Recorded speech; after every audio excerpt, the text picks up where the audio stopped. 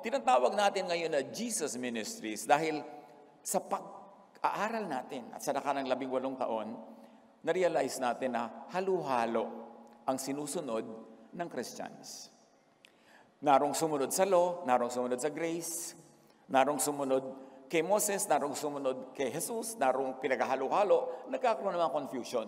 At dahil tayo ay Christian, kailangan pa ba namang i-memorize na dapat nakafocus kay Christ? Kaya binigyan lang natin yun ng diin. Nilinaw lang natin na ang ating Lord ay si Jesus. Ang ating Savior ay si Jesus. At ang ating teacher, yung rabbi, si Jesus.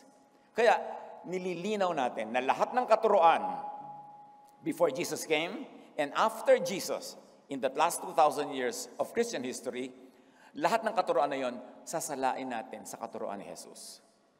Yung approve si Jesus, tuloy, gawin natin. Yung hindi na niya in-approve, yung pinalitan na niya, in-update na niya, hindi na natin kailangan paghirapang sundin if Jesus already set us free from those laws. Kaya yun ang ibig sabihin lang naman ng Jesusness. Walang naiba na sinasamba ang ating Ama sa Langit in the name of the Lord Jesus. But now, we have a filter. Pag may nagtatalo-talo, nag-aaway-away ng doktrina, tulad ng babaeng nahuli sa pangangalo niya, gustong batuhin, according to the law, alam natin na hindi pinabato ni Jesus. Ang namayani ay Jesusness. And along that principle, we measure. We filter every teaching kung ano ang attitude ni Jesus doon. Itutuloy ba yan ni Jesus o hindi na? I-encourage ba yan ni Jesus o hindi? At pagka ang mga teaching ay approve naman ni Jesus or silently may approval dahil hindi dinis-approve loudly, di tuloy. Mga teachings ng Old Testament na nagpapabait, mabuti, pag-ibig, respeto sa kapwa, tuloy lahat yan. Huwag kang mag-agaw ng asawa ng may asawa, huwag kang magnakaw ng lupa ng may lupa, tuloy lahat yon. Kasi papasa yon sa Jesus filter. Pero yung mga batuhin mo ang may kasalanan, sabi nila, sabi ng law ni Moses, batuhin hanggang mamatay, hindi na ipinabato. Therefore, hindi na rin tayo mambabato. Yun ang ibig sabihin ng Jesusness. Si Jesus ang standard, siya ang susundin. Kanina, sa ating first worship, dahil magkakambal na worship ito ng anniversary, meron tayong isang nilinaw na terminology na dati na nating nililinaw, pero dalangin natin, nadagdagan ng kalinawan. Yun yung ibig sabihin ng ma-born again. And we came to a conclusion that yung ma-born again is to be born again from the law to grace. Ipanganak na muli mula sa pagiging nasa ilalim ng law hanggang napailalim ka sa grace and love. Yun ang ibig sabihin ng born again. Merong object, you are born again from to. From the law to grace. At ngayon naman, meron pang isang napakahalagang terminology na katuruan ni Jesus. Worship in spirit. Anong ibig sabihin to worship in spirit? Yung bumubula ang bibig mo, worship in spirit ba yun?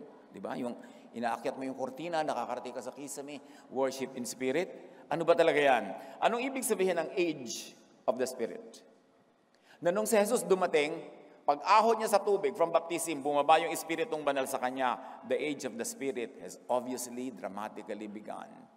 And climaxing in the arrival of the Spirit at Pentecost. A new age had begun, the age of the Spirit. Pero maraming mga nagsasabing Kristiyano sila, patuloy silang under the age of the law.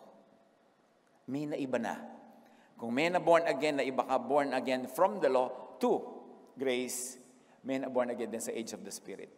From what to what? At yan ang ating sisikaping hinga ng kaliwanagan mula sa Diyos. John 4:21-24. Jesus said, God is spirit. So the people who worship Him must worship in spirit and in truth. Ano yung contrast niyan? Because the people in Israel at the time were worshiping in form, in format, in material way. Mga insenso, mga apoy, mga dugo, mga ganyan-ganyan, mga chants. Ang worship nila noon, format, program, ritual. Sabi ni Jesus, no. Things should change. You should now worship in spirit, in truth. Beyond the material expressions that you already see, there must be a high form of worship, and that is to worship in spirit. At yan ang pag-aaral natin ngayon, worship in spirit. Turuan niyo po kami, Ama. kasihan niyo po kami. Bigyan niyo po kami ng kaliwanagan. Palayain sa kadiliman. Palambutin ang aming puso na kuminsan ay pinapatigas ng law. Teach us. Be our speaker. Be our teacher. In the name of Jesus we pray. Ang ating pag-aaral ay John chapter 4, 4 to 54. And in between those many verses, meron tayong mangilang-ilang verses na gugunitain para lalong bigyan ng diin yung itinuturo ng ating main verses. John 4, 4 to 6. Kinailangang dumaan si Jesus sa Samaria. Dumating siya sa isang bayan na tinatawag na Sychar. Dito matatagpuan ang balon ni Jacob. Dahil napagod si Jesus sa paglalakbay, umupo siya sa tabi ng balon. Halos katanghalian na noon. May isang Samaritanang dumating upang umigib at sinabi ni Jesus sa kanya, maaari bang makiinom? Of course, we know that Jews never went to Samaria. May hidwaan ng mga Jew at ang mga Samaritans. Ang mga Jews ay sumasamba sa Mount Zion, nandun ang templo nila sa Jerusalem, at ang mga Samaritans sa Mount Gerizim sila sumasamba. Nagko-compete ang mga Jews at mga Samaritans kung sino mas banal, sino mas malapit sa Diyos, kung kaninong templo ang tunay na tinitirhan ng Diyos, at kung saang bundok talaga matatagpuan ng Diyos. Tulad ng maraming sekta ngayon, may contest na nun pa. Nagpapaligsahan. So si Jesus, dramatic, kasi Hudyo siya eh. Tapos pumunta siya sa Samaria.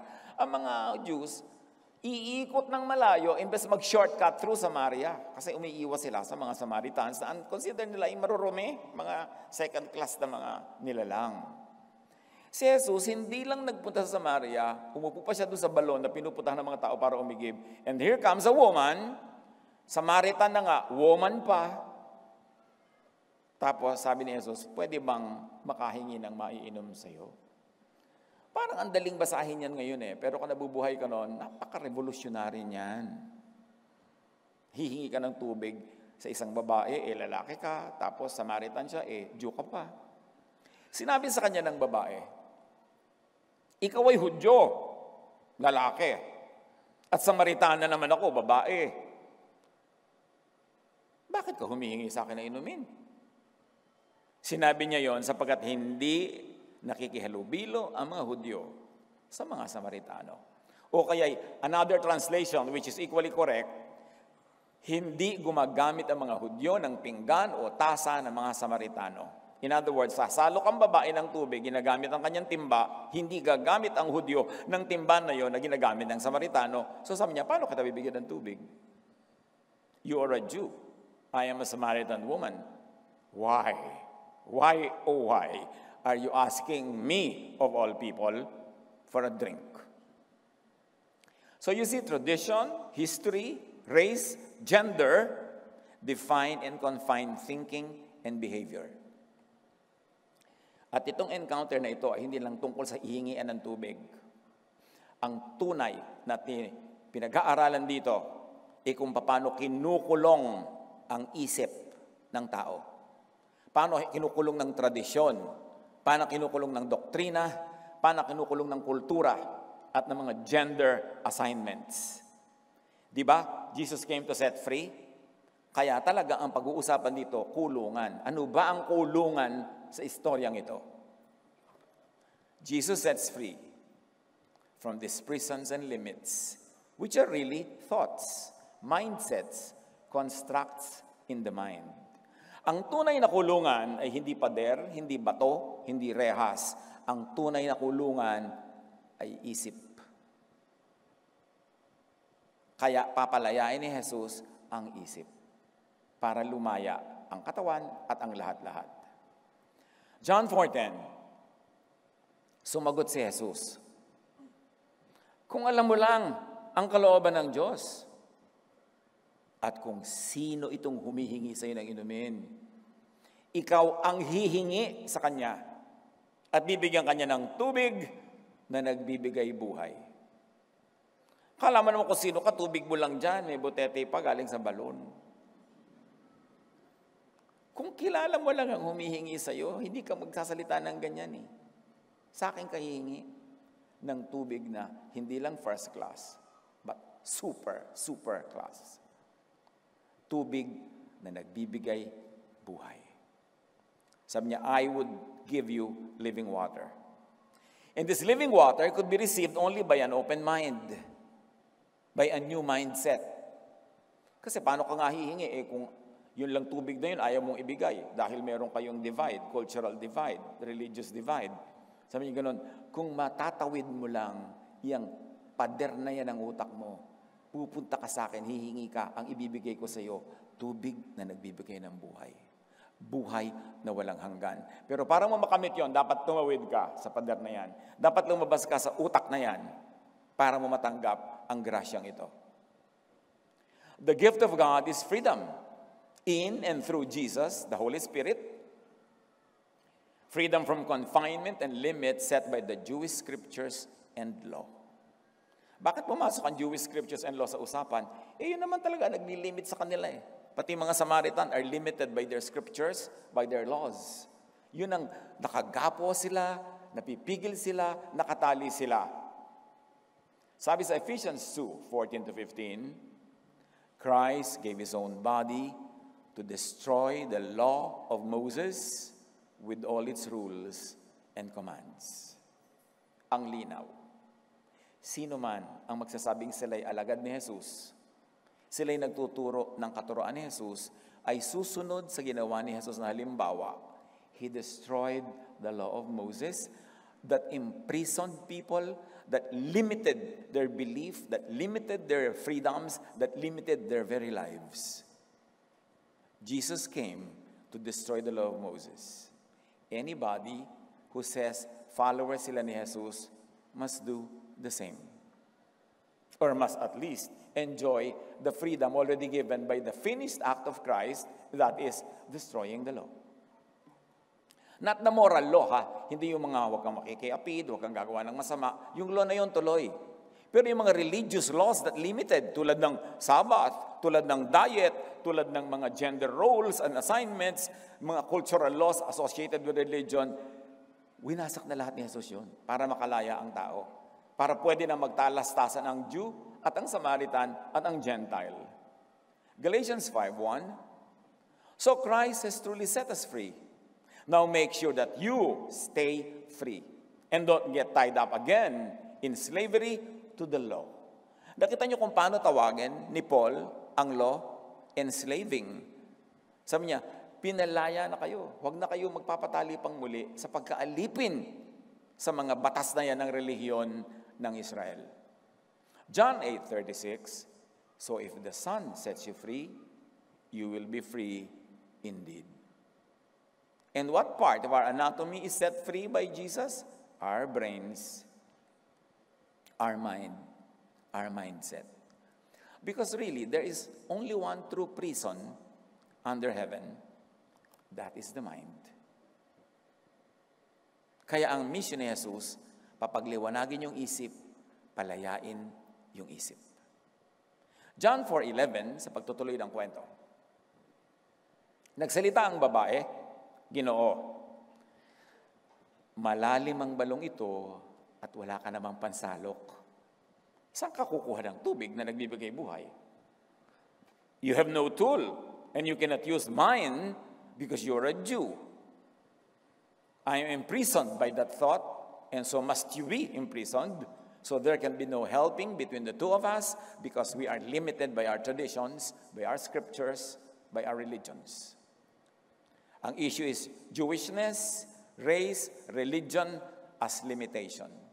And actually, Jewishness, race, religion are issues of thought. Isip. Anong iniisip mo tungkol sa'yo? Shaped by your religion, by your race. John 4:12, ang balong ito ay pamana pa sa amin na aming nununong si Jacob, pagyayabang pa ng babae. Dito siya uminom. Gayon din ang kanyang mga anak at mga hayop. Higit ka pa ba sa kanya? Sumagot si Jesus, ang bawat umiinom, ang bawat subscriber sa Ang bawat umiinom ng tubig na ito'y muling mauuhaw. Ngunit ang sino mang umiinom ng tubig na ibibigay ko sa kanya ay hindi na muling mauuhaw kailanman. Ang tubig na ibibigay ko ay magiging batis sa loob niya. At patuloy na bubukal at magbibigay sa kanya ng buhay na walang hanggan. Can you imagine that? Ang ibibigay ni Jesus, built-in, dala-dala mo, portable batis. Kahit sa ka magpunta, dala mo. Kahit lumayo ka sa balon, wala kang pansalok, meron ka nun. It becomes a fresh, bubbling spring within them, giving them eternal life. Everyone who drinks this ordinary water, sabi nga ni Jesus, subscribe to this religious idea and belief, will never be satisfied and rested. Pag ipinagpilitan mo yung Samaritanness mo, aking Jewishness, pare-pareho lang tayong mamamatay sa uhaw. Walang masisiyahan.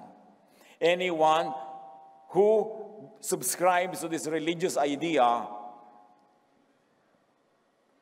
and belief will never be free from having to repeatedly need and draw from deep wells. Actually, malalim yung sinasabi ni Jesus eh. Beyond the water na pinag-uusapan nila. Springboard lang yung tubig na yun, pero pumupunta na sa ibang tubig ang usapan. Pagka yung tubig lang na yan, ang aasahan mo, lagi ka lang mauuhaw. Pero kung yung tubig na ibibigay ko, yun ang kailangan mo. Walang uhaw-uhaw. God's gift through Jesus is living water within, from within. Therefore, it is internal, it is personal. Balong ng tubig ng buhay mula sa loob, mula sa kalooban. Hindi galing sa ilalim ng lupa, hindi galing sa bundok, hindi galing sa templo, hindi galing sa relihiyon, nasa kalooban. Ang laki ng nakataya sa usapang ito. Pati yung mga religious sentiments sila nakataya. Kasi lahat yun mabubuwag kung maiintindihan ng nakikinig kung ano ang tubig na tinutukoy ni Jesus. Luke 17:20-21. Some of the Pharisees asked Jesus, when will God's kingdom come? So iniisip nila external yung kingdom, darating from far away to near, from outside to inside. Jesus answered, God's kingdom is coming, yes, but not in a way that you can see. People will not say, look, God's kingdom is here, or there it is. No. God's kingdom is here with you. Within you, inside you. Yan lahat ang tamang translation ng with you, within you, inside you. Ang kaharian ng Diyos ay nasa inyo. Imagine, mga kapatid, kung anong kahulugan ito. That the kingdom of God is inside you. Ano ang magiging kahulugan noon sa pakikipagrelasyon mo sa templo, sa relihiyon, sa mga religious leaders, sa mga religious verses, religious traditions? Yung pala nasa iyo, nasa loob mo yung kingdom of God. Ba't mo kailangan kumuha sa labas? Life within, life from within. Wala sa labas, huwag umasa mula sa labas, huwag umasa sa iba. Not in temples, not even in corporate religions. Kaya galit yung templo kay Jesus eh. Mawawalan sila ng business. Acts 17:24, ang Diyos na gumawa ng sanlibutan at lahat ay hindi naninirahan sa mga templong ginawa ng tao. Sino man ang magsasabi sa inyo, magpapagawa tayo ng bahay ng Diyos, inuutulang kayo no, para makayo mag-donate. Walang bahay ang Diyos. Hindi kailangan ng Diyos ng bahay.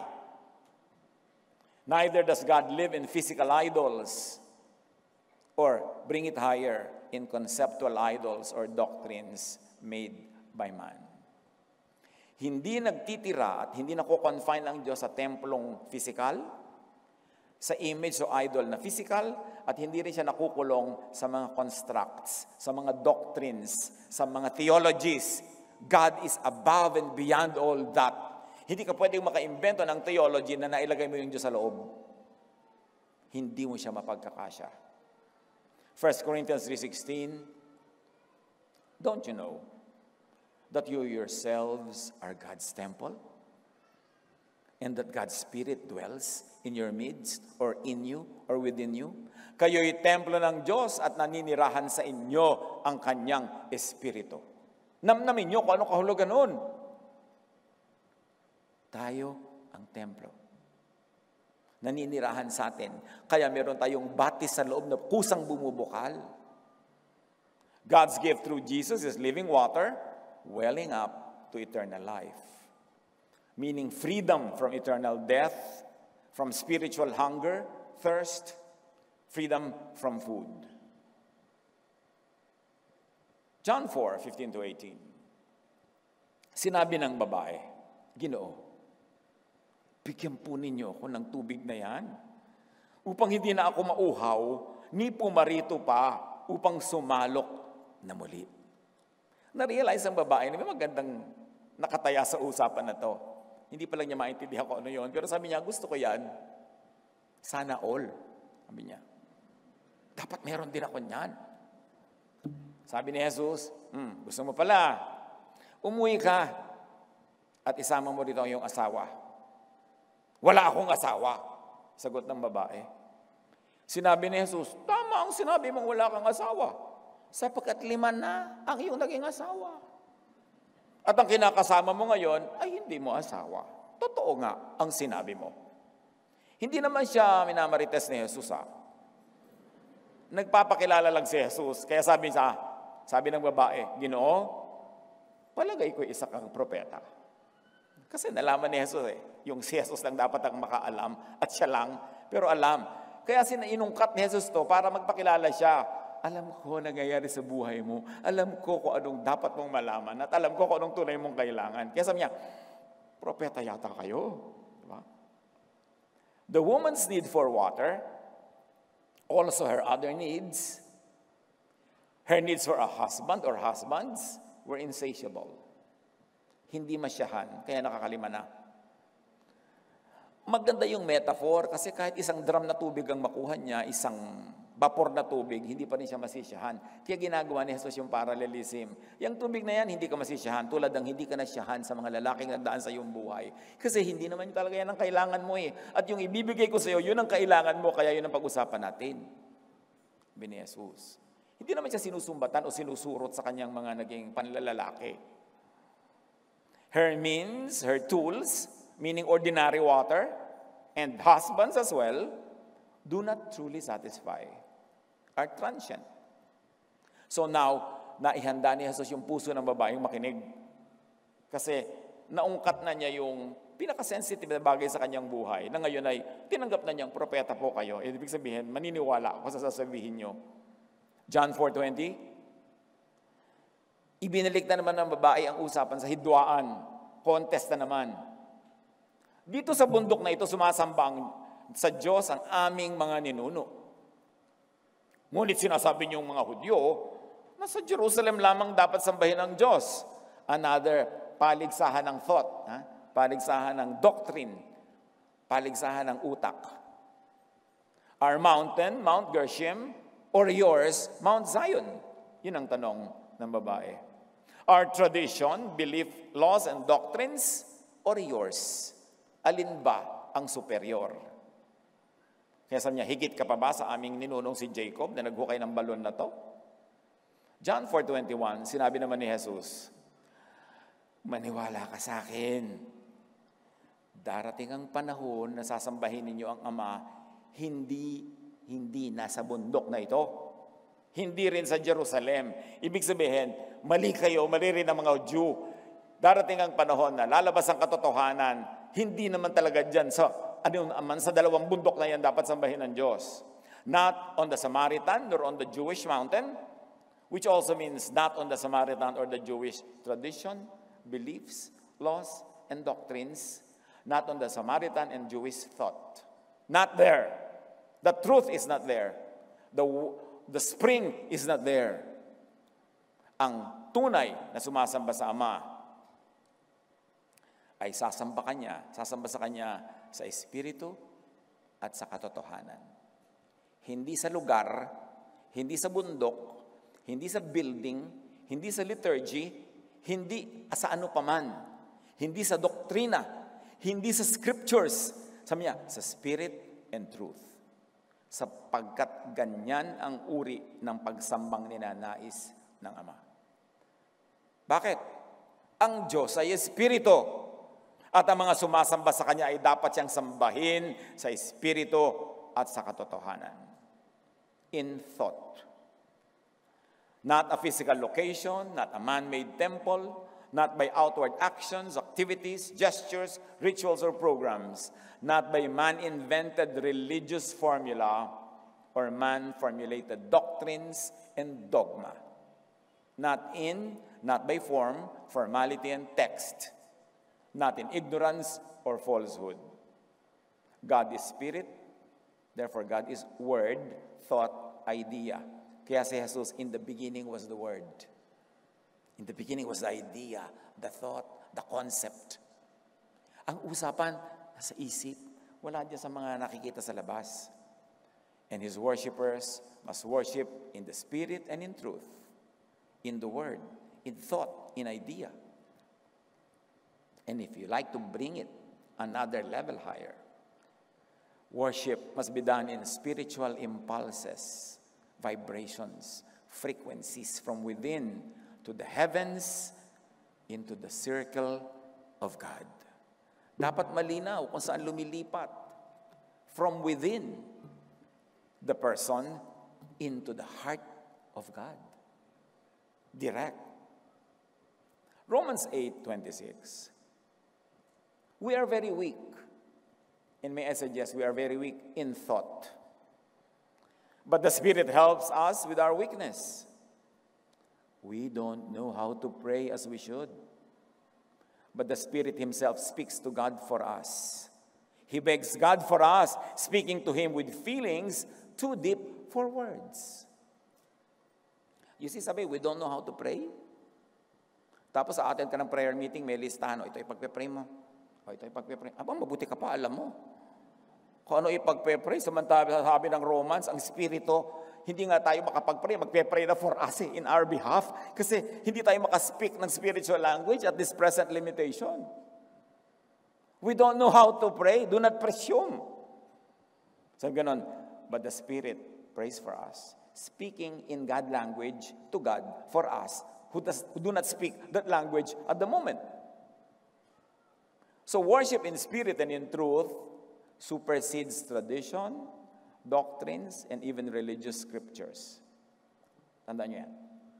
Ang tunay na worship in spirit, lampas sa scriptures na written, sa doctrines na ginagawa ng mga tao, at sa mga tradisyon, lampas. Kasi kung hindi, edi alam natin how to pray. We don't know nga sa kabila ng karami-raming doctrine. Worship in spirit and truth defines, redefines, transcends, interprets, reinterprets, updates, and upgrades everything. Ang spirit ay hindi lang motif, hindi lang flavor. The age of the Spirit changes everything in the dynamics between man and God. In prayer, in worship, revolutionary to. Buong superstructure papalitan. Hindi lang konting dagdag dito, change of color and motif there. Hindi ganoon ang pagdating ng Spirit. Dapat merong malaking maiba. The teachings of the Holy Spirit and Jesus are beyond and above written, fixed, and fossilized religious texts. Hindi masama ang religious text. Ang daming natututunan. Hanggang ngayon, may mga universal values na matututunan. Pero while you are text-based, you must not be text-limited. Yun ang sinasabi ng age of the Spirit. Tapos na ang age of Scripture carved in stone. Dahil ibibigay na ng Diyos ang Spirito directly to people. Bypassing stone, bypassing temple, bypassing religions, direct to the hearts of people. Siyempre, ayaw ng religion yan kasi nawawalan sila ng franchise, nawawalan sila ng power, nawawalan sila ng control. Ayaw nila yan. Kaya galit sila kay Jesus. Listen and give priority to the Holy Spirit as teacher and guide above written and set religious texts. Kasi kung mayroong isang tunay na napakalaki ring kulungan, yun ang kulungan ng written text. Parang, "Hoy, bakit ka mag-aadobo? Anong verse ang nagsabing pwede kang mag-adobo?" Talaga, kulungan ko yung verse. Hindi ako talaga pwede magpaksiw dahil wala sa Bible yun. Ang dami-daming tao nakakulong doon sa scripture, sa words. Remember, ibinigay yan sa specific people, the Jewish people, at specific times in their history. Kaya kahit ngayon, iba na rin yung text nila eh. Hindi na yung nung unang-una pa, kasi naiba na rin yung culture nila. Yung mga laws na iba-iba rin. Katulad ng mga laws ng bayan, pinapalitan, nagkakaroon ng constitutional amendments, ganun din ang Jewish law. Tapos ikaw naman, nakikibasa ka lang nung law na ibinigay sa kanila, hindi naman sa'yo. Ibinigay nung unang panahon, hindi naman ngayon. Tapos kung ano yung nababasa mo na ibinigay sa kanila nung unang panahon, yun ang gagawin mo ngayon. Di nakukulong ka. Kaya gusto ni Jesus, lumaya ka dyan. John 16:13, "But when He, the Spirit of truth, comes, He will guide you into all the truth." Namnamin nyo to. Kausap na dito ni Jesus, mga Hudyo na nakalubog sa law, ang daming law, ang daming scripture, ang dami-dami nilang mga alam, ang dami-dami nilang mga katuroan. Pero sabi ni Jesus, "When the Spirit comes, He will guide you into all the truth." Anong ibig sabihin? Nung panahon pala na yon, in spite of the religiosity, wala pa pala, hindi pa pala all ang truth nila noon. Kasi kung all na yung truth nila, bakit pa sasabihin ni Jesus na when the Spirit comes, He will guide you into all the truth? So pagdating talaga ng Spirit na yon, may mga ituturo siyang wala dun sa body of truth na alam at pinaniniwalaan at pinapractice ng mga Hudyo. Ibig sabihin, when the Spirit sets you free, it sets you free from the confines of the Scripture. Yung mga hindi pa nila alam doon, di pa itinuro doon, ituturo pa ng Spirit. So bakit mo ngayon ikukulong ang sarili mo doon, samantalang ilalabas ka nga doon para i-guide ka into all the truth. John 16:13, "He will not speak on His own, He will speak only what He hears."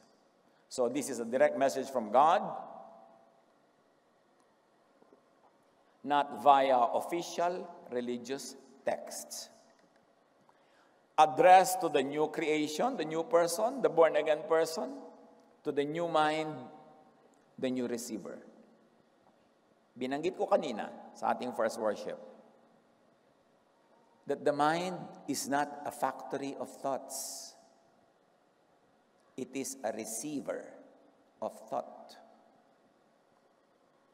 Kaya yung mind mo, pag na-born again, tumanggap kay Jesus, nagkaroon siya ng bagong frequency, nagkaroon siya ng bagong capacity to understand, nagkakaroon siya ng bagong capacity to understand messages from God, from the heart and mind of God. Napansin niyo ba kung minsan nagpa-problem solving kayo, isip kayo ng isip, hindi niyo naman ma-solve. Pero minsan, nagsasabon lang kayo, nagtatanggal ang mga libag-libag, biglang, pumasok yung solution sa utak niyo. Hindi niyo naman talaga inisip. Siyempre, wala namang kinalaman sa libag yun. Ang point, ipinagkaloob. Ang utak natin, kaya ibinigay yan ng Diyos, hindi para ka mag-isip sa sarili mo, para ma-receive mo ang sinasabi niya sa iyo ng buong linaw. Ang isip na yan, para makatanggap ng new message sa new age of the Spirit, kailangan siya maging new heart. Kaya sabi, "I will remove your heart of stone and give you a heart of flesh." Kailangan ma-born again yung utak mo, mapalitan ng frequency, ma-upgrade ang kanyang mga specs para makatanggap siya ng mga leveled up impulses and messages. Mangyayari lang yon pag tunay kang born again. Nakakatanggap ka at tinatanggap mo ang mga katuroang labas sa dati mo nang alam, yung iba, kabaligtaran ng dati mong alam. Kasi kung si Jesus darating para lang ulitin niya yung dati nang alam, wala naman siya idadagdag, walang iibahin, ba't pa siya dumating? Sayang naman yung pagod niya. Kaya siya dumating para palayain ka doon sa mga dating kulungan ng isip na yan at bigyan ka ng bagong mind, bagong thought, bagong spirit. At binigyan ka rin ng bagong command. Ipinalit sa lahat ng laws, isang command, love. You see, Jesus is about change. The Holy Spirit is about change. You cannot just continue being Jewish under the law. Tapos sasabihin mo, Christian ka. May pagbabagong malaki. John 14:26, ang patnubay, ang Espiritu Santo na isusugo ng Ama sa pangalan ko, ang siyang magtuturo sa inyo ng lahat ng bagay. So hindi pa pala alam ng mga Jews at that time, di ba? Ituturo pa lang. Tapos ngayon, ikukulong mo yung sarili mo sa dati ng alam ng mga Jews, di wala kang bagong matututunan. Romans 7:6. Ngunit malaya na kayo ngayon mula sa kautusan. Saan lumaya? Mula sa kautusan. Tatandaan nyo kung saan lumaya. Na born again from the law. Ngunit malaya na tayo ngayon mula sa kautusan dahil namatay na tayo sa kasalanang dating umaalipin sa atin. Ibig sabihin, namatay na si Jesus, parang namatay na rin tayo by substitution. Hindi na tayo tatabla ng mga kasalanan na yan dahil namatay na tayo. Di ba? Pag namatay ka, yung utang di mo nababayaran, yung lahat ng mga, dahil above the law ka na, lampas ka na. Ganon din yun. Namatay ka na sa kasalanan.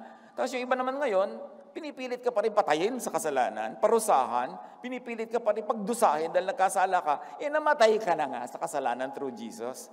Ba't hindi naiintindihan yung turo na yun ni Jesus? Ngunit malaya na tayo ngayon mula sa kautusan dahil namatay na tayo sa kasalanang dating umaalipin sa atin. Kaya,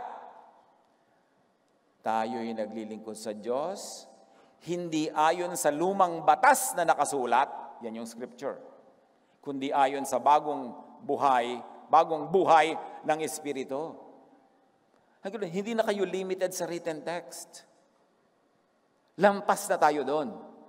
Nandito na kayo ngayon sa hindi nakasulat, sa batas na nakasulat sa inyong puso na ibinibigay ng Espiritu.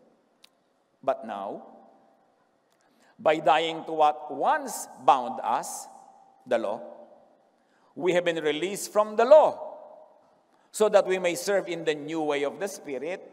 Read with me aloud. And not in the old way of the written code. Ang hina nyo naman magbasa. Ulit. We serve in the new way of the Spirit and not in the old way of the written code. Gusto ko kasi madinig nyo sa sarili nyong boses yan. Not in the old way of the written code. Tapos ngayon, ang mga Pharisees, lagi kang ibabalik sa written code. Lagi kang ibabalik sa law. Tulad nung sabi nila sa kay Jesus, ang babaeng ito, according to the law of Moses, dapat batuhin. Yun yung sinasabi ng written code. Pero umandar na ang Spirit, hindi yun ipinabato ni Jesus. Apply nyo para pakinabangan natin yung dinala ni Jesus. The new way of the Spirit instead of in the old way of the written code or the old scriptures. Loyal tayo kay Jesus. That loyalty is above our loyalty to any religious text, to any tradition, to any format of religion. Huwag pakulong, palimit, patali sa texts, sa verses, sa creeds. Ginawa lang yung mga yan to control. Sa statements of faith na ginawa lang ng tao. Sa vocalized teachings in oral traditions. Sa laws carved in stone. Yung hindi mapapalitan, nakauka sa bato. Mamatay na tayong lahat, susundin natin kasi nakasulat sa bato. Huwag pakulong sa mga batas na yan written on paper or any medium or celebrated in ritual and tradition. The age of the Spirit, the age of Jesus says, give space to personal, new, unprecedented, out-of-the-box revelations, teachings, guidance, inspirations, thought of the Holy Spirit. The Holy Spirit is teacher beyond, above traditional religious writings and verses. Huwag kayong pakulong sa mga taong, may verse pa, may basis ka ba dyan, ang kama mo, bilog. Pati karte ng kama ko, hahanapan ko talaga ng verse, sister. Pero meron talaga gano'n na bubuhay. Kulong na kulong, wala ka nang pwede gawin kung hindi sinabi ng verse. Pinalabas ka na nga doon para ka lumaya. Hindi ka naman pinalabas para magwala, para gumawa ng lahat ng mga kasamaan. No. Kundi para lalo kang bumuti. Para lalo kang maging katulad ni Jesus. At para lumaya ka, ma-enjoy mo yung buhay na ibinibigay ni Jesus. But when He, the Spirit of truth, comes, He will guide you into all the truth. He will not speak on His own. He will speak only what He hears. And He will tell you what is yet to come. Sa age ni Jesus, hindi ba sabi ni Jesus, and then the end will come. The end of the temple yon. The end of the age of the law will come. Pag sinabi ni Jesus it will happen, I'll be with you until the end of the age. Hindi end of the planet yon. Hindi end of the world. End of the age of the temple. End of the reign of the law. I will be with you to usher you into the new age of the spirit of freedom and love. Hindi sapat sobrang manindigan at magmatigas sa mga traditional beliefs, hindi dapat. And practices. Kasi sabi nga ni Jesus, hindi pa yun all truth. Sabi niya, the Spirit will reveal to you all truth. So ibig sabihin, yung body of knowledge sila at that time, hindi pa yun all. May kulang. The Holy Spirit will not speak on His own, unlike Israel's religious teachers, but speak even from a higher and the highest authority. Not from human institutions that they have, but from heaven. Tapos i-ignorin mo. Lahat ikukulong mo na naman sa verses. Walang nangyari. The Holy Spirit will speak of things the Israelites had not even heard before. From the religious authorities, traditions, and doctrines. So huwag pakulong sa isip, sa utak, sa belief ng ancient Israelites. Hindi tayo limitado sa naging limitasyon nila.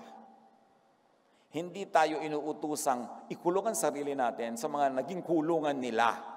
Dinala na ni Jesus ang mga Israelita to a new age of the Spirit and freedom. Tapos yun naman mga non-Israelites who were never under the law, nung naging Christian, doon pa nagsalim pusa, doon pa nagpailalim sa law. Yun nga mga Jews pinalaya na ni Jesus sa law, ikaw naman na hindi Jew, sasali ka pa. Ano ba naman yun?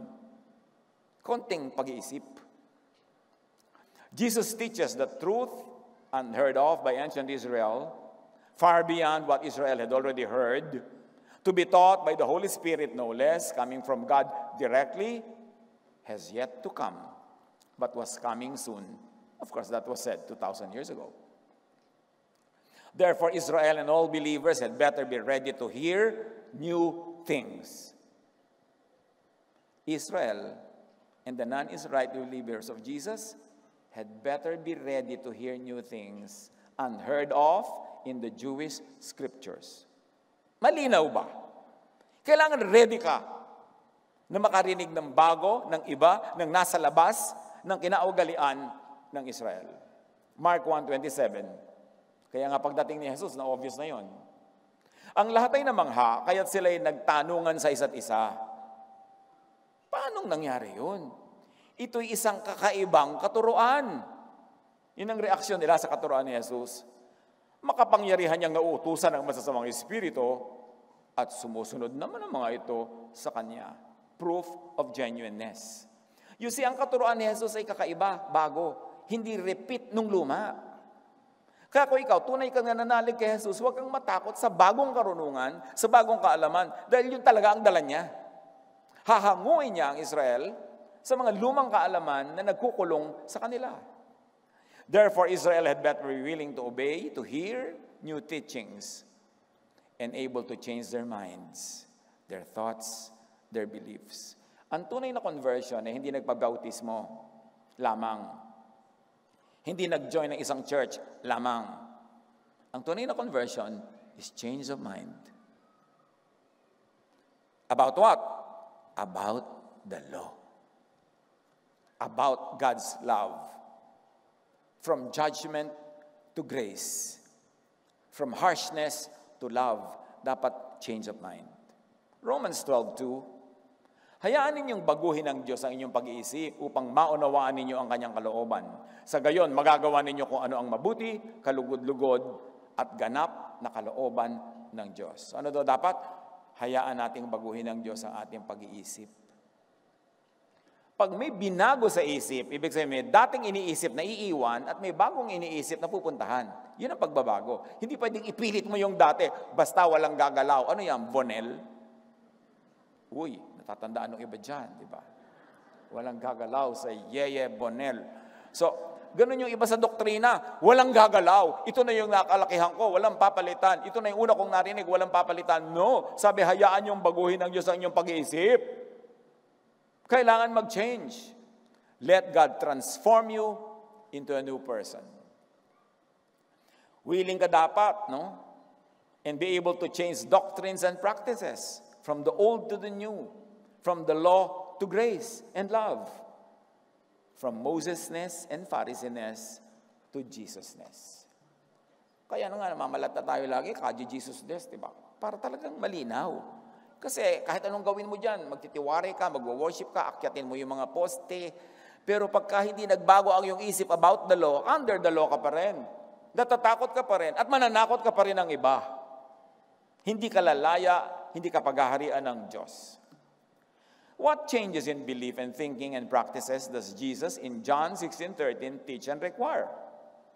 Especially of people who had earlier subscribed to traditional teachings that will now have to submit to new teachings that the Holy Spirit will reveal. Pag-isipan mabuti yan. Kailangan may pagbabago. May nagsasabi pa, nagbago ka na. Dapat talaga, di ba? Dapat tayo nagbabago. Kailangan tayong magbago. Even Jesus grew in wisdom. Tayo pa ang hindi mag-grow. Alam niyo ibig sabihin ng growth? May na-outgrow ka, so you grow into something. So huwag kang matakot may ma-outgrow, may maiwan. Dapat yun. Kailangan yun. Jesus sets free from the bounds of written religious texts. Now, that is a major enlightenment. Kailangan natin pag-isipang mabuti yan. Hindi natin binabaliwala ang written religious text, pero hindi tayo nagpapalimit doon. Dahil merong leading ang Holy Spirit outside of it. Listen and give priority to the teachings of Jesus as teacher and guide above written verses. Si Jesus, ang dami niyang ginawa. Di ba may written verses? Wala ka dapat gagawin pag-Sabat. Ang dami nga niyang ginawa pag-Sabat. So, ibig sabihin, lumabas siya sa verses. Sabi ng iba, huwag kang kakain ito, huwag kang kakain ito. Sabi ni Jesus, kahit anong kainin mo, hindi marurumihan ang spirit mo. O, lumabas siya sa verses. Ang daming ginawa ni Jesus na paglabas. So, huwag kang pakulong. John 14:13, sumagot si Jesus, ang umiibig sa akin ay tumutupad ng aking salita. Hindi salita ng iba, ng aking salita. Iibigin siya ng aking Ama, at kami pupunta at mananahan sa Kanya. Paano ka daw pananahanan ng Ama? Pag pinahananahanan ka ni Jesus. Paano mananahan sa iyo si Jesus? Pag ikaw ay tumutupad sa Kanyang salita. Hindi sa salita ng iba, sa salita niya. Kaya kahit sino pa man ang pinapakinggan nyo, pinopoon nyo, sinusunod, dali nyo muna kay Jesus. Ano sabi ni Jesus tungkol dyan? Kaya pinopoon nila si Moses. Sabi ng batas ni Moses, babatuhin ng babae hanggang mamatay. Yun ang pinopoon nila eh. Sabi ni Jesus, kung sinong walang kasalanan, di bumato. In effect, hindi niya pinabato. So, lumabas si Jesus sa salita na yun ni Moses, may bago na siyang kautosan. Huwag kayong mambato dyan. Pag nambabato ka pa rin ngayon ng makasalanan, Moses-ness yan. Hindi yan Jesus-ness. At ano ibig sabihin? Hindi mananahan sa iyo si Jesus. Sinabi na nga niya pag sumunod ka sa aking salita, mananahan ako sa iyo, pati ang Ama. Kami mananahan sa iyo. Kaya hindi nakakapagtaka. Maraming nagsasabing Christian sila pero hindi nananahan ng Ama at ng Anak at ang Espiritu. Ibig sabihin, hindi nagahari yung pag-ibig, kapayapaan. Ang nagahari, galit, judgmentalism. Kitang-kita mo. Mark 1:27, the people were all so amazed that they asked each other, what is this? A new teaching. Inuulit-ulit ko lang, tinatagalog, ini-English, binabali-baligtad. Gusto ko pa nga sanang ibikol, pero hahaba. A new teaching and with authority. He even gives orders to impure spirits and they obey Him. So mayroong proof of heavenly authority ang paglabas ni Jesus sa scriptures. Mark 6:34, pagbaba ni Jesus sa bangka, nakita niya ang napakaraming tao. Nahabag siya sa kanila sapagkat para sila mga tupang walang pastol. In spite of the religious scriptures and teachers of the law and Pharisees, wala pa rin silang pastol. Nakakaawa pa rin. Kaya't sila itinuruan niya ng maraming bagay. Obviously, ang tinuro ni Jesus, labas doon sa dati na nilang alam. Jesus sets free from the bounds of traditional interpretation of scriptures. Jesus does not set free only from the texts. Jesus also sets free from the traditional interpretation of those texts. At marami siyang ginawa niyan sa New Testament. Basahin niyo mabuti. What Jesus teaches is not always equivalent to what the Jewish scriptures teach. It's very clear. See it in Scripture. What Jesus teaches is not always equivalent to how the Jews interpreted their own scriptures. John 13:34, isang bagong utos ang ibinibigay ko sa inyo ngayon. Magmahalan kayo. Kung paano ko kayo minahal, gayon din naman, magmahalan kayo. Ang simple pa lang, diyan pa lang ba, sumusunod na yung mga Kristiyano na wala nang yung ginawa, kundi magbatuhan, magpaligsahan, mag-contest, magsiraan. So alam na alam, hindi ito sumusunod kay Jesus. Ang sinusunod nito, Moses-ness. John 14:21, ang tumatanggap sa mga utos ko. Diba? Nag-echo pa yan. Hindi utos ng iba. At tumutupad sa mga ito, ang siyang umiibig sa akin. Huwag kang sabi ng love John, pero hindi ka naman sumusunod sa utos ni Jesus. Ang umiibig sa akin ay iibigin ng aking Ama. At iibigin ko rin siya, at ako'y lubusang magpapakilala sa Kanya. So, paano magpapakilala sa iyo si Jesus? Sumunod ka muna sa utos niya, hindi sa utos ng iba. At pag siya ang sinusunod mo, matutuwa siya sa iyo, magpapakilala siya sa iyo, mas marami ka pang matututunan bago. Uusad ka ng uusad, mag-upgrade ng mag-upgrade. Ang ending nun, freedom.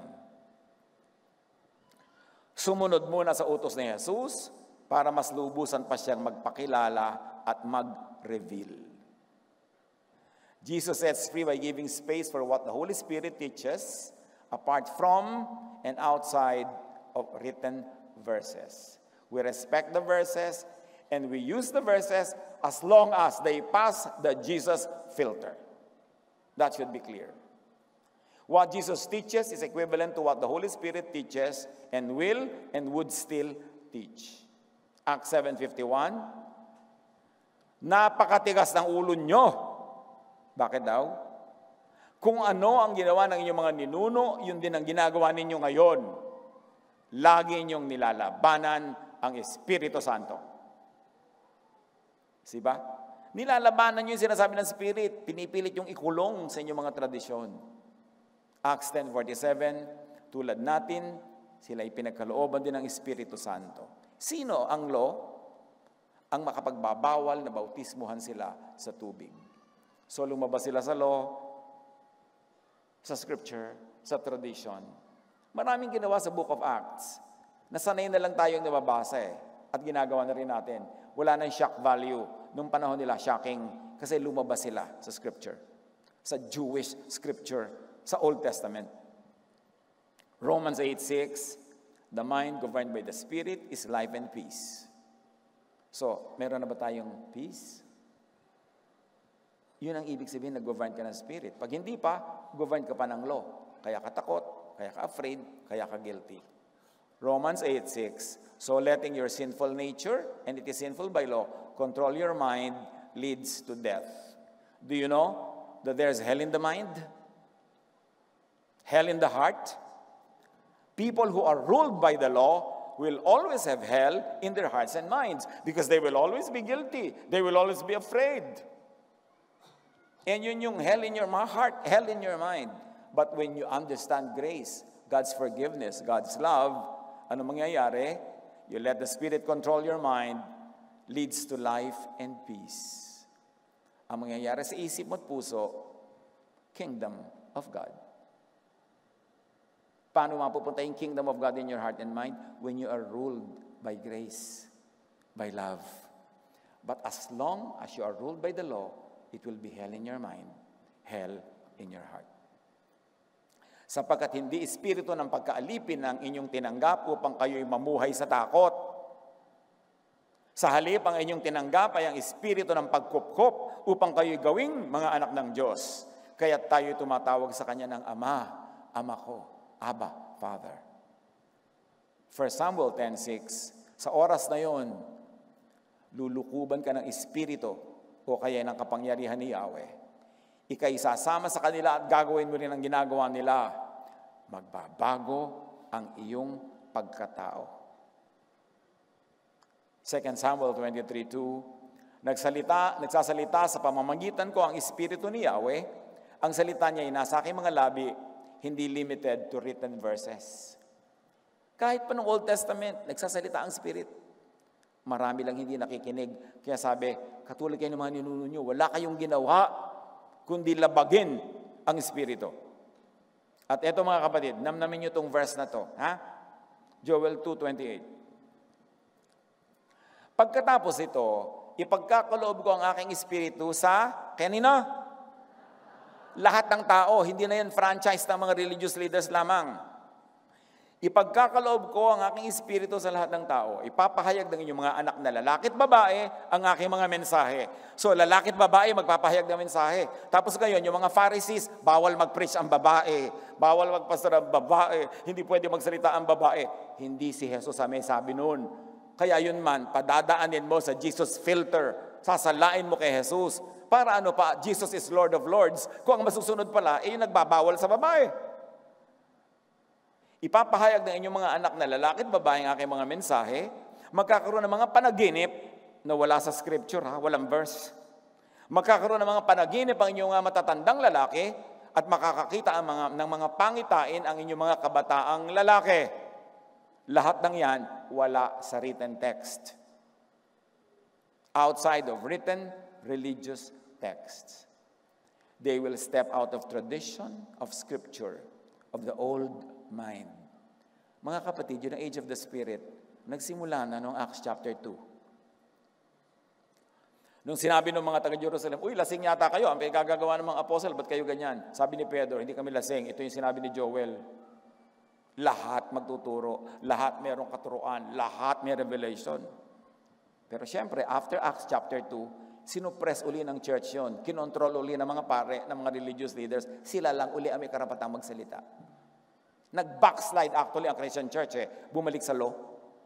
Kaya dapat palayain natin doon at dalhin natin talaga sa grace kung saan gusto ni Jesus na magpunta ang kanyang church.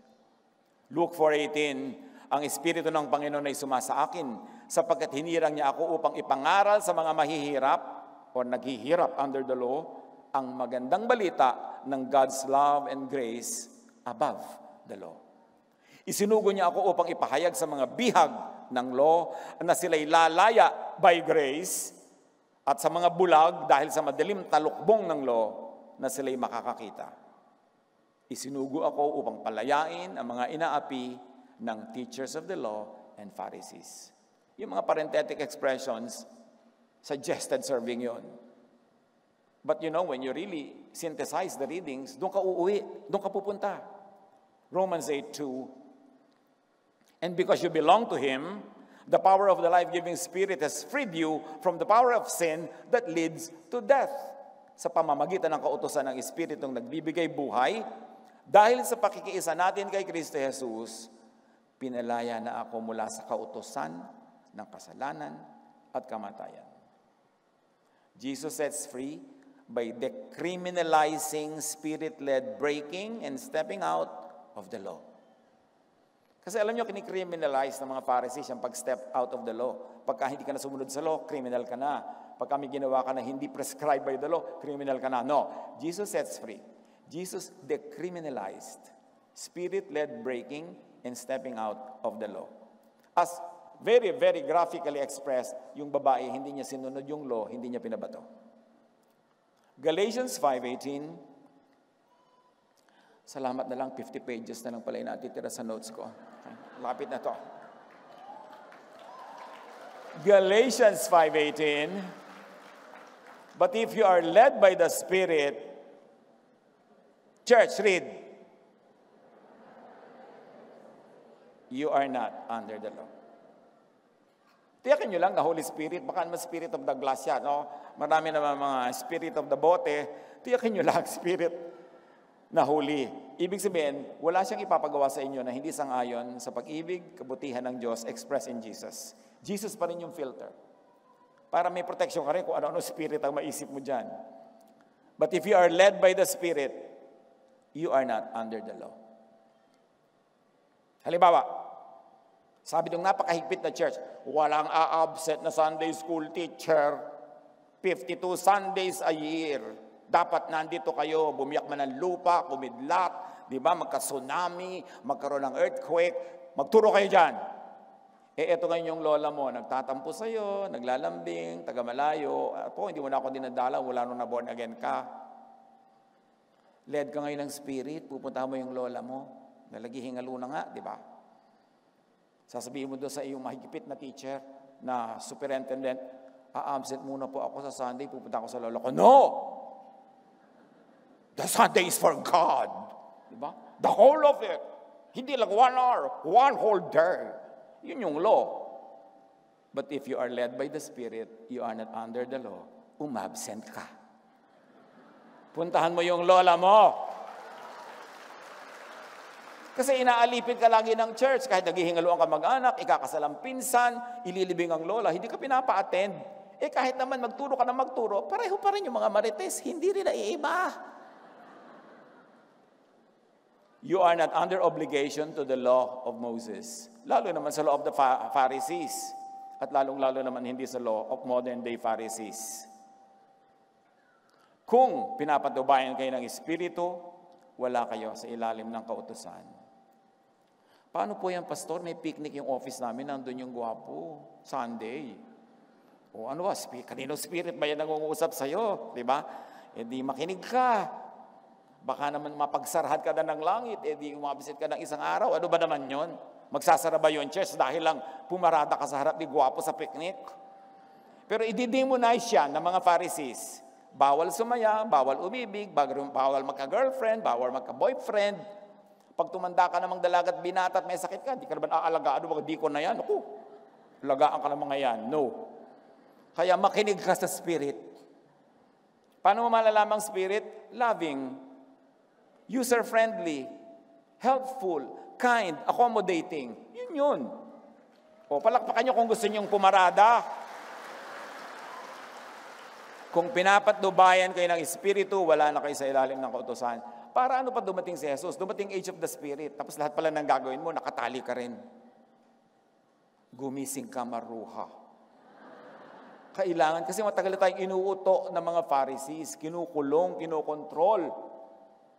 So not only by written texts, ang lahat-lahat. Listen to this.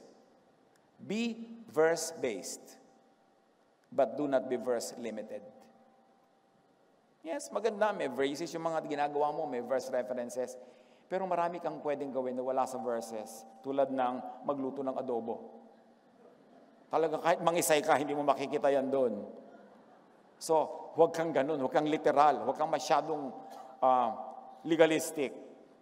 Grow up beyond and out of the scripture box into the Spirit-filled skies. In the age of the Spirit, the sky is the limit. Huwag mo lang i-break ang kaisa-isang command ni Lord, love. So pwede ko na po palang nakawan yung kapatid ko ng mana. Loving ba yon? Hindi po, hindi pwede yon. Kasi may love na role, na law. At i-apply mo yan sa lahat ng bagay. And you can never go wrong if you applied love. Luke 2:52, and Jesus grew in mind, in wisdom and stature, and in favor with God and man. Who grows in favor with God? Those that grow in wisdom. And to grow in wisdom, you have to outgrow old wisdom. Huwag matakot mag-grow. Luke 5:37-39, and no one pours new wine, and may I say grace. No one pours new wine of grace into old wineskins mentality. Otherwise, the new wine will burst the skins. The wine will run out and the wineskins will be ruined. No, new wine, grace and love, must be poured into new wineskins, into new minds. Ang new teaching na love and grace, kailangang tanggapin ng new mindset. Palitan yung utak, palitan yung capacity, yung vibration, yung channel para makatanggap ng bagong meaning. New thought into new receivers. Ephesians 4:15. Rather, speaking the truth in love, we are to grow up in every way into Him who is the head, into Christ. We are to grow up into Christ. Not into Moses, not into anybody, into Christ. 1 Thessalonians 5:19-21, do not quench the spirit.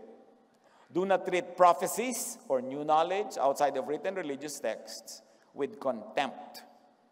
But test them all. Hold on to what is good. Balik tayo sa kwento ng babae sa balon. Siya nga pala, yun ang kwento natin. So, bumalik tayo doon. John 4:25 to 26. Sinabi ng babae, nalalaman ko pong darating ang Mesiyas, ang tinatawag na Kristo. Pagdating niya, siya ang magpapahayag sa amin ng lahat ng bagay. Akong kausap mo ngayon ang iyong tinutukoy. Sabi ni Jesus, I am the Messiah. Dumating na. So pakinggan. Huwag ipagpilitan ang dati. Huwag ipagpilitan yung mga anti-Jesus scriptures. Huwag ipagpilitan ng anti-Jesus traditions. Dumating na ako, so makinig ka na. Yun ang ibig sabihin ni Jesus. Nakinig nga ang babae ha. Iniwan ng babae ang kanyang banga. At gawin nating metaphor, iniwan na niya yung kanyang old mind, old mindset, old goals, old objectives. May bago na siyang gusto sa buhay. Isipin mo, nagpunta siya doon, tanghaling tapat, ang init-init para umigib. Ganun kahalaga yung tubig sa kanya at that moment, pero biglang naiba. So alam mo na born again, naiba yung isip niya. Iniwan ng babae ang kanyang banga, bumalik sa bayan at sinabi ng mga taga-roon, sa mga taga-roon, hali kayo, tingnan ninyo ang taong nagsabi sa akin ng lahat ng ginawa ko. Siya na nga ang Kristo. Kaya't lumabas ng bayan ng mga tao at nagpunta kay Jesus.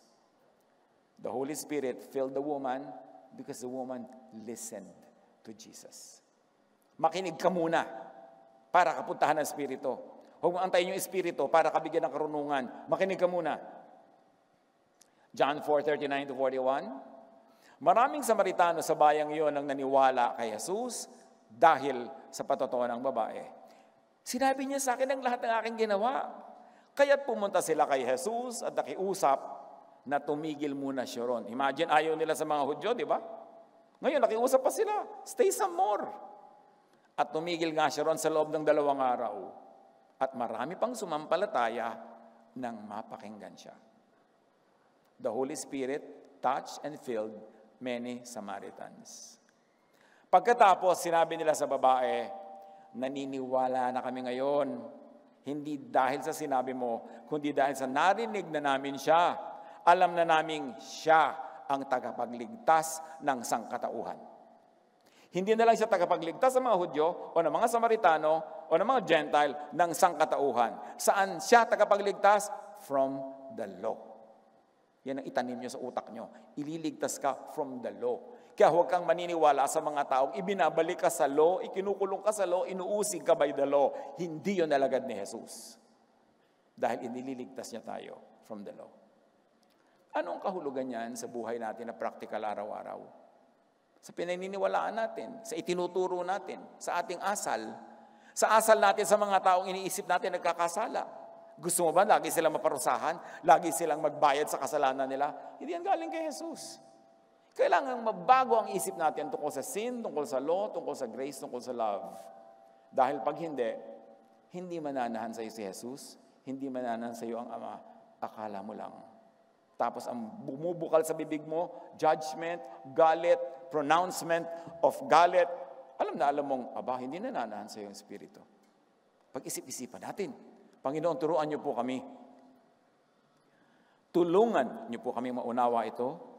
Mabigyan ng very practical application sa buhay namin. At maging bunga nito, Panginoon, makalaya kami with a new mind, a new thought, a new spirit, at kami man maging agents of freedom, makapagpalaya rin kami sa iba. Pagbulay-bulayan natin sumandali ang kahulugan nito sa ating daily lives.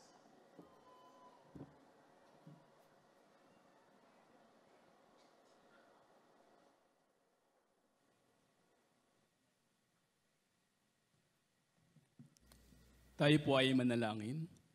Dakila at makapangyarihang Diyos, nagpupuri kami at nagpapasalamat sa iyo. Salamat sa iyong habag at kabutihan. Salamat sa patuloy na pagdaloy ng iyong biyaya sa aming mga buhay, sa aming mga hanap buhay, sa aming mga mahal sa buhay. Nawa Panginoon, patuloy kang mahayag at matupad ang iyong pag-ibig at kabutihan, pagpapala sa bawat isa. Father God, dinadalangin namin ang aming mga handog na ito'y patuloy na maging karapat-dapat sa iyong banal na harapan at patuloy na magamit sa pagpapalawak ng iyong pag-ibig at habag sa maraming gawain at sa maraming tao. Kaya Lord, sa iyo namin ibinibigay ang pinakamataas na papuri sa pangalan ni Jesus. Amen. Maaari na po tayo magkaloob.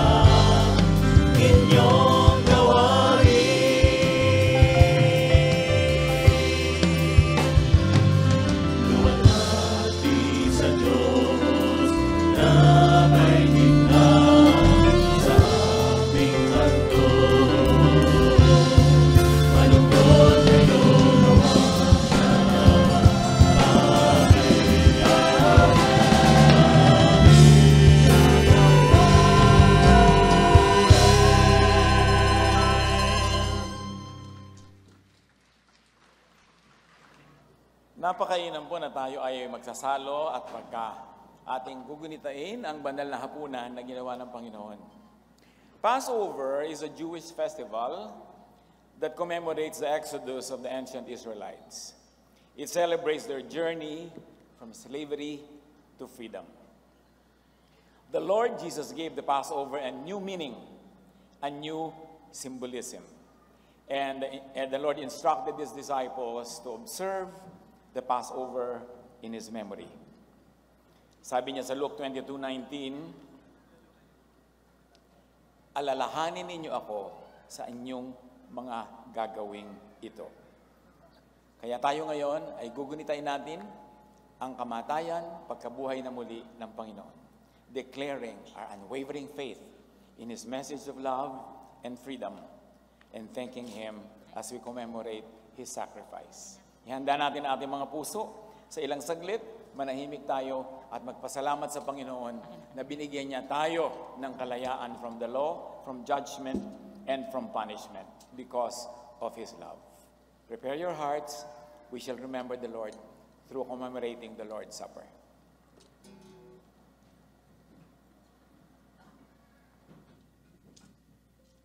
Key of F daw yan.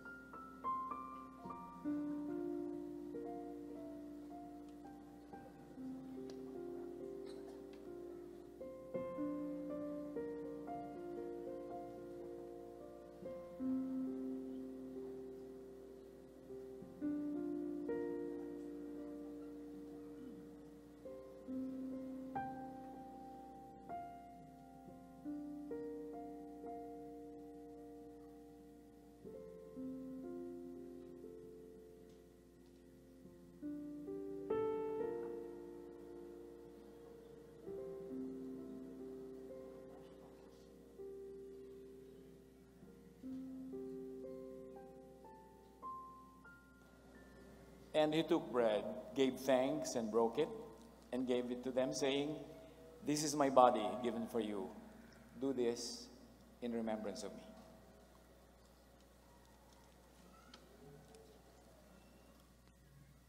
Now we remember the victory of the Lord's blood and body he gave us.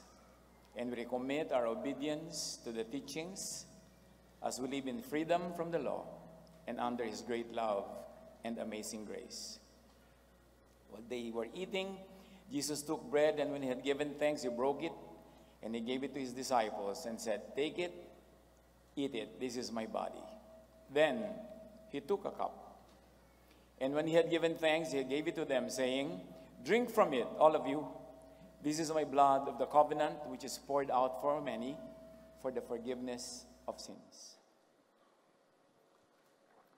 We thank you, Lord Jesus.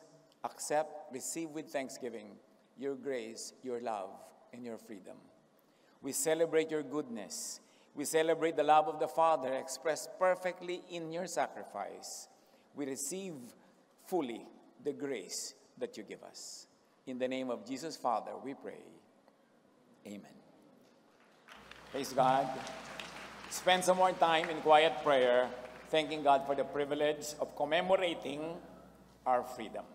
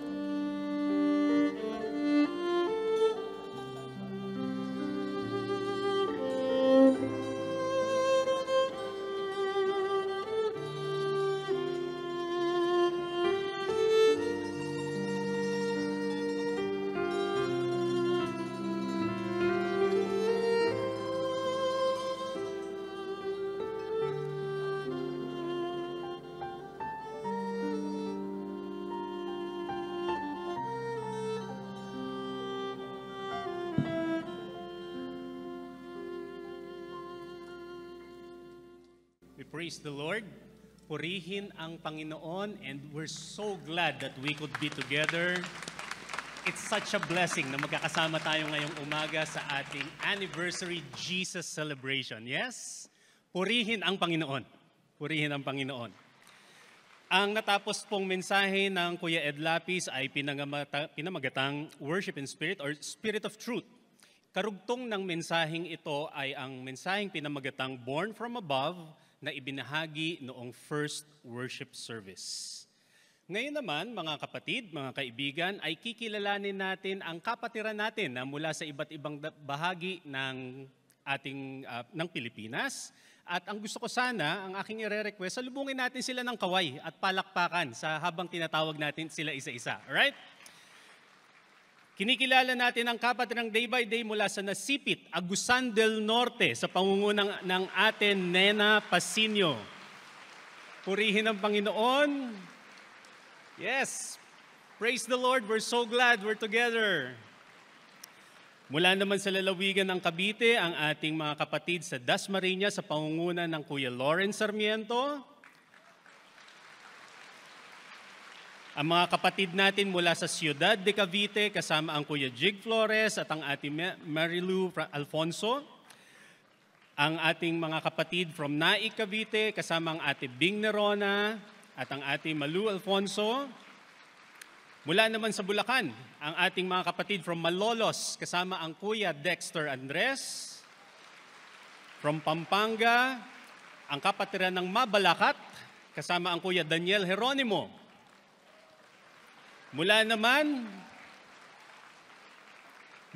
sa Muntinlupa, ang kapatirang Day by Day Muntinlupa, kinikilala din natin sa pangunguna ng Kuya Tony Barrientos.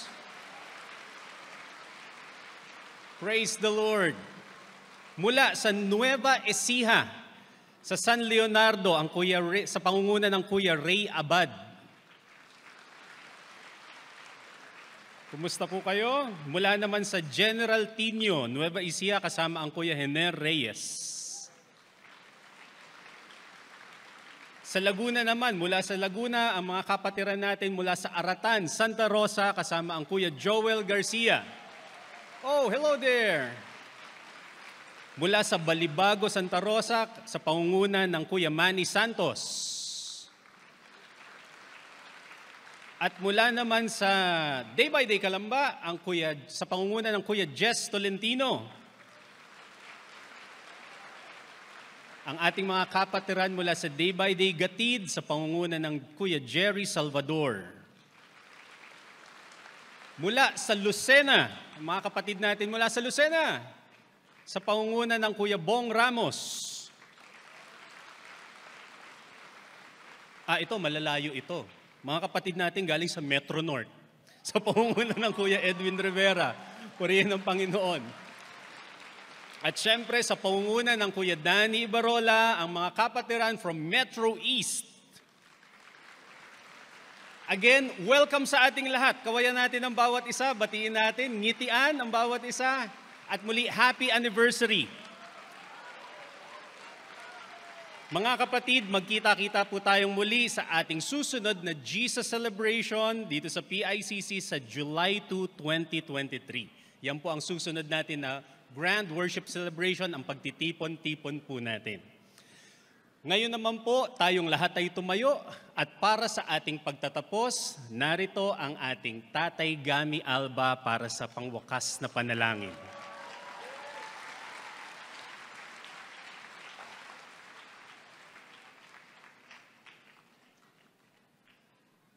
Tayo po yung manalangin. O Diyos, aming Ama, kami po ay lubos-lubos na nagpupuri. Papasalamat sa isang nairaos na malaya at isang napakabiyayang pagsamba. Na alam namin Ikaw, O Diyos, ay napapurihan, naluwalhati.